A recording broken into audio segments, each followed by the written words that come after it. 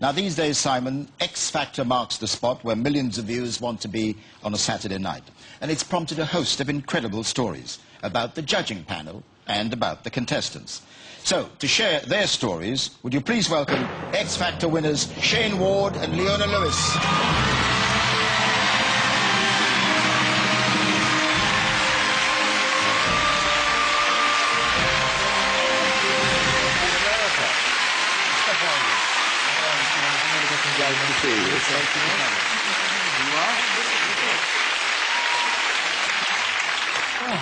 Now, Shane and Leon, I think it's probably superfluous to say that this man has changed your lives. People look at Simon as Mr. Nasty, and he's the person you really want to impress most, but to me, he's Mr. Important, and I thank you for everything.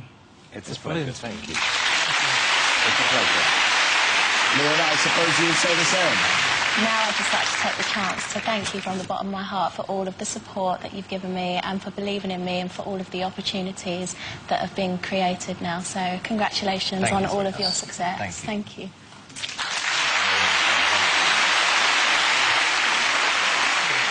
Simon, as X Factor became a huge hit, a friend mentioned a special group of admirers that you weren't aware of. Here with their stories, Max Clifford and two of your biggest fans, 12-year-old Sean Tolfrey and 18-year-old Susanna Okansi.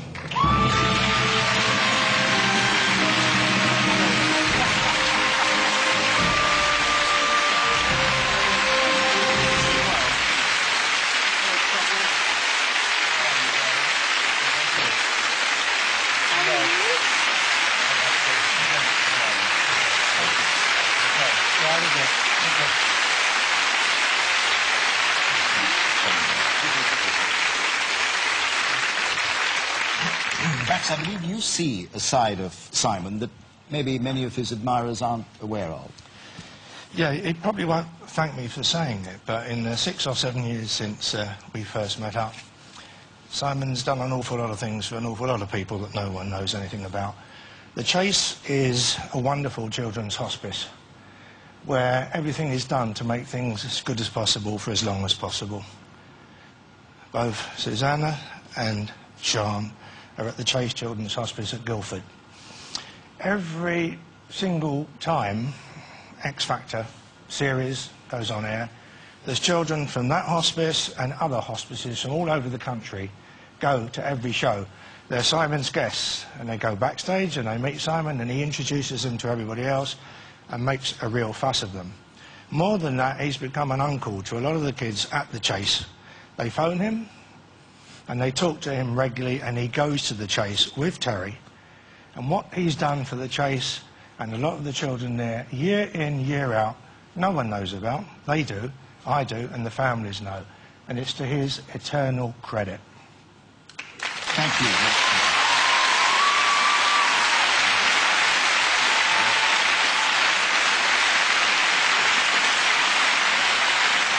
And Sean, I believe that all of this is down to you.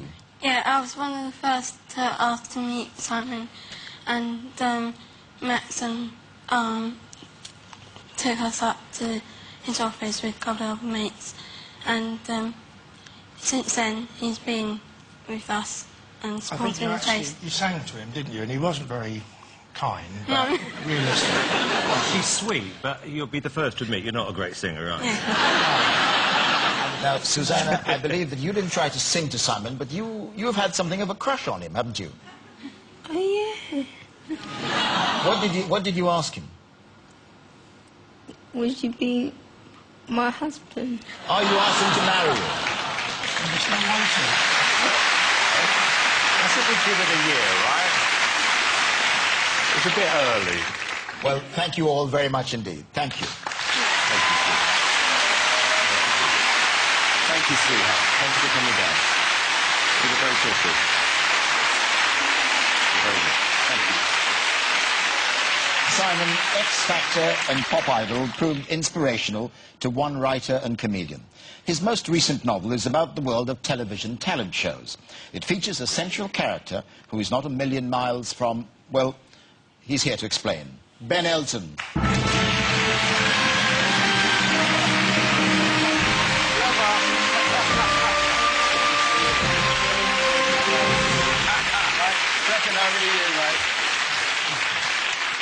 OK, so, briefly, it's time to cut through the smarmy, sentimental stuff and have a bit of real reality TV, because, let's face it, the man's a thug. Quite clearly the secret love child of Anne Robinson and Saddam Hussein. Beneath those huge, hairy man boobs beats the heart of a vicious Dalek. It's like he's on a mission to insult everybody in the world, one by one. Now, it's also well known that he's the vainest man in show business. He loves himself. That's why he never got married. For him, masturbation isn't self-abuse, it's fidelity. But you do have to hand it to Simon. He's achieved everything he has through his own determination and talent. He is an entirely self-made arsehole. All you've got to do is look at X Factor. I mean, what is it but crazed, no-talent fame junkies desperate to get on the telly? But enough about Sharon and Louis. What about Simon? Well, I recently wrote a novel which extracts the urine out of this man by the gallon. I didn't know him at all, never met him, but I sent him a copy out of courtesy. He not only rang me to tell me he'd read it, but he also told me, out of the blue, didn't know him at all, how much he loved it. He said he was going to recommend it to all his friends, so that was 2 extra copies sold right there and then. But seriously, everybody knows that Simon can hand it out. He is world famous for handing it out. But I'm here to tell you, from someone who has genuine personal experience of it, that he can also take it. Nobody can laugh at himself better than Simon, and let's face it, there is a lot to laugh at. So, Simon, the world knows you are a truly great showman. But much more importantly, you really are a truly great sport. Well done, mate. Thank you very much.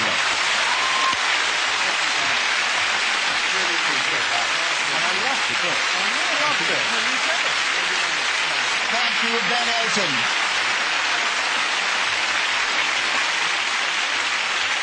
Well, Simon, among those witnessing your phenomenal rise here and in America, 2 friends from here who regularly fly the flag over there. A noble entrance now from Sarah, the Duchess of York, and Lord Andrew Lloyd Webber.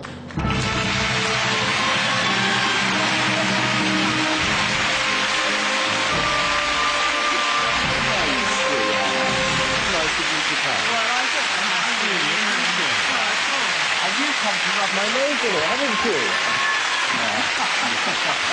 Nice to see you. Thank you for coming.